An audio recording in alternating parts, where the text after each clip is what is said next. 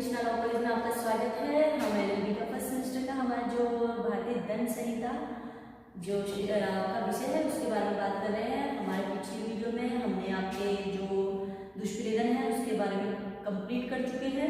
अब आज का जो हमारा अध्याय है लेसन ये 5 का जो है ये संशोधन हुआ था 1913 में। संशोधन होकर ये इसमें सेक्शन ये चैप्टर भी जोड़ दिया गया और चैप्टर का नाम है आपराधिक षड्यंत्र। और आपराधिक षड्यंत्र की सेक्शन है 120 का। और सेक्शन क्या कहता है, इसकी परिभाषा क्या है ये देखते हैं। जब 2 या 2 से अधिक व्यक्ति, ये ध्यान रखिएगा, जो आपराधिक षड्यंत्र जो होगा उसमें 2 या 2 से अधिक व्यक्ति द्वारा ही होगा। एक अकेला व्यक्ति आपराधिक षड्यंत्र का सदस्य नहीं हो सकता है। और इसमें फर्स्ट है कोई अवैध कार्य करते हैं, जो 2 या 2 से अधिक व्यक्ति मिलकर एक साथ कोई अवैध कार्य करते हैं, या कोई ऐसा कार्य जो अवैध नहीं है, अवैध संसाधनों द्वारा करते हैं, करने या कराने में सहमत होते हैं, तब ऐसी सहमति आपराधिक षड्यंत्र कहलाती है। भले चाहे वो जो वर्क कर रहे हैं वो बाद में अपना अवैध संसाधनों से कर रहे हैं और उसका जो होगा वो अवैध ना हो, वो जो वर्क है वो अवैध ना हो, परंतु वो अवैध संसाधनों से अगर जो कर रहे हैं तो ये भी आपराधिक षड्यंत्र में ही आएगा।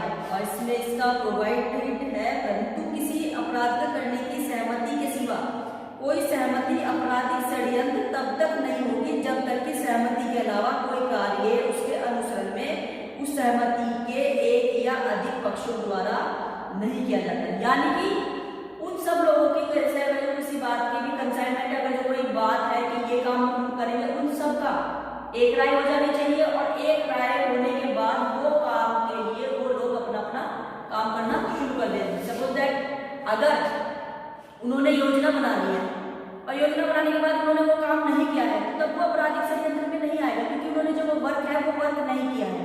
यानी कि इसमें वर्क भी होना, हर वर्क को शुरू करना भी जरूरी है। और इसमें स्पष्टीकरण है, एक यह तत्वहीन है कि अवैध कार्य ऐसी सहमति का चरम उद्देश्य है या उद्देश्य का अनुसांगिक मात्र है। इसमें यही है जब 2 या 2 से अधिक व्यक्ति किसी बात के लिए एक साथ इकट्ठे होते हैं और कहते हैं कि हम ये वर्क करेंगे, उन सबका उद्देश्य एक होना चाहिए, एक ही बात के लिए हामी भरनी चाहिए, एक ही बात के लिए सबका काम। अगर कोई अपराध में किसी का काम बना हुआ है कि आपको ये काम करना है, आपको ये काम करना है, आपको ये काम करना है, तो वो काम सब अपना अपना करने के लिए शुरू हो जाए तो तब वो आपराधिक षड्यंत्र में आएगा।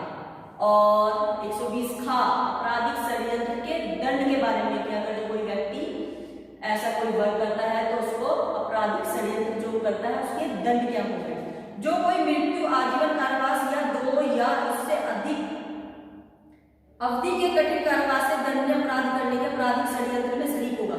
यानी कि अगर जो कोई इस तरीके का कोई वर्क करते हैं, इस तरीके का कोई काम करते हैं जिसका जो पनिशमेंट जो होगी, मृत्यु या आजीवन कारावास या 2 साल से अधिक का कठिन कारावास का उसकी सजा होगी। अगर जो इस तरीके का वर्क करता है उसकी कोई कॉन्स्पिरेसी को आपराधिक षड्यंत्र करते हैं और उसमें शरीक होते हैं, यदि ऐसे षड्यंत्र के दंड के लिए ऐसी संहिता में कोई अभिव्यक्त उपबंधन नहीं है तो वह उसी प्रकार दंडित होंगे मानो उसने ऐसे अपराध का दुष्प्रेरण किया हो। यानी कि उन्होंने भड़काया हो कि आप उसकी डेथ करके आ जाओ या उसको चोट पहुंचा के आ जाओ, चोट किस तरीके की, ग्रेवियस हर्ट, घोर उपत्ति करके आ जाओ, तो इस तरीके का अगर जो करते हैं तो ये इसमें जो दंड दिए जाएंगे वही होगा जो उसमें ग्रेवियस हर्ट में या फिर मृत्यु दंड के जो अपराध कोई करता है तो वही वाला दिया जाएगा। सेकंड है जो कोई पूर्ववर्ती रूप में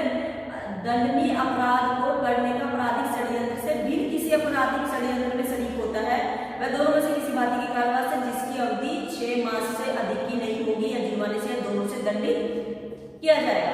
इसका मतलब ये है उन्होंने जो बात बनाई है, यानी कि उन्होंने कहा कि हम ये वर्क करेंगे, ये काम करेंगे, और उससे भी अगर जो उससे अलग षड्यंत्र कुछ और हुआ है, उससे अलग अगर जो कोई वो काम कर लेता है कोई दूसरा व्यक्ति, तो उसको मास तक का उसको कारावास और जुर्माना या दोनों से दंडित किया जाएगा। और अपराध का वर्गीकरण है इसमें मृत्यु, आजीवन कारावास, 2 वर्ष या इससे अधिक के कारावास से दंडनीय अपराध की दशा में प्रक्रिया षड्यंत्र के द्वारा निंदित अपराध का समतुल्य होगी। शेष अन्य दशाओं में अपराध असंज्ञेय जमानती होगा। विचारण किसी प्रथम मजिस्ट्रेट द्वारा ही किया जाएगा। इसका यही है 120 का में आपराधिक षड्यंत्र और 120 में इसके दंड। ये हमारे जो आएगा ये छोटे छोटे से 5 नंबर के जो हमारे क्वेश्चन होंगे उसमें आता है। और अब है चैप्टर 6। चैप्टर 6 बताता है राज्य के विरुद्ध अपराधों के विषय में। अगर जो कोई राज्य के विरुद्ध कोई अपराध कर रहा है कोई व्यक्ति तो उसके बारे में। इसमें है 121 भारत सरकार के विरुद्ध युद्ध करने का प्रयत्न करना या उसका दुष्प्रयोग करना। अब मैं आपको ये बता दूं कि ये जोड़ने का एक थोड़ा सा ये भी था। उस टाइम ब्रिटिश इंडिया कहलाता था और वो लोग कभी नहीं चाहते थे कि हम अपने सरकार के खिलाफ बोले। तो ये जो है ये तब भी आया है और अभी भी है। अगर हम अपनी गवर्नमेंट के खिलाफ अगर किसी तरीके का कोई वर्क करता है और इसमें ये भी देखिएगा, इसमें अगर जो कोई व्यक्ति प्रयत्न ही करता है तभी पनिशमेंट सबके साथ इसमें है। और ये सेक्शन एक ऐसा हम पढ़ेंगे इस सेक्शन में 121 में के साथ इसमें सजा भी दी गई है और परिभाषा भी इसी में बताई गई है। इसमें है जो कोई भारत सरकार के विरुद्ध युद्ध करेगा या ऐसा करने का प्रयत्न करेगा या ऐसा युद्ध करने का दुष्प्रयोग यानी कि किसी को भड़काएगा कि चलिए हम गवर्नमेंट के खिलाफ युद्ध का ऐलान करते हैं या ये इस तरीके का कोई वर्क करते हैं जो तो वह मृत्यु या आजीवन कारावास से दंडित किया जाएगा और जुर्माने से भी दंडनीय होगा। तो इसमें यही है अगर कोई भारत सरकार के खिलाफ अगर जो किसी तरीके का युद्ध का करता है या उसका प्रयत्न करता है या दुष्प्रयोग भी करता है मृत्यु, आजीवन कारावास या जुर्माने से दोनों से दंडित किया जाएगा। 121। अब इसमें एक सेक्शन और है 124 का जो आपके सिलेबस में आएंगे। मैं सिर्फ और सिर्फ आपको सिलेबस के हिसाब से बता रही हूँ। एलएलबी का जो फर्स्ट सेमेस्टर का जो आपका सिलेबस है उसी के हिसाब से बताती हूँ। 124 जो है 124 का जो है ये हमें बताता है राजद्रोह का जो मामले हैं ये आपने काफी बार सुने भी होंगे। जो हमारे स्वतंत्रता सेनानी थे उन पर राजद्रोह का मुकदमा चलता था। तो वो क्या मामला था ऐसा उसके बारे में हम 120 का में पढ़ेंगे। राजद्रोह जो कोई बोले गए या लिखे गए शब्दों द्वारा या संकेतों द्वारा या दुष्रूपण द्वारा अथवा भारत में विधि द्वारा स्थापित सरकार के प्रति घृणा या अवमानना पैदा करता है। यानी कि इस तरीके की कोई हालात पैदा करता है जैसे कि जो हमारी गवर्नमेंट है उसके खिलाफ किसी तरीके की कोई बात कहता है या घृणा की बात आ जाए या इस तरीके की उसमें गलत विचार आ जाए दिमाग में, अवमानना पैदा करता है या पैदा करने का प्रयत्न करता है। आकृति प्रदीप्त करेगा या प्रदीप्त करने का प्रयत्न करेगा वह आजीवन कारावास से जिसमें जुर्माना जोड़ा जा सकेगा 3 वर्ष के कारावास से जिसमें जुर्माने से दंडित किया जाएगा। अब इसमें कुछ स्पष्टीकरण है। आकृति पद के अर्थात अभिव्यक्ति या अभिव्यक्ति और शत्रुता की समस्त संभावनाएं आती हैं। अगर जो इस तरीके की कोई संभावना है कि अपने गवर्नमेंट के खिलाफ किसी तरीके की कोई शत्रुता रखता है उस व्यक्ति के बारे में।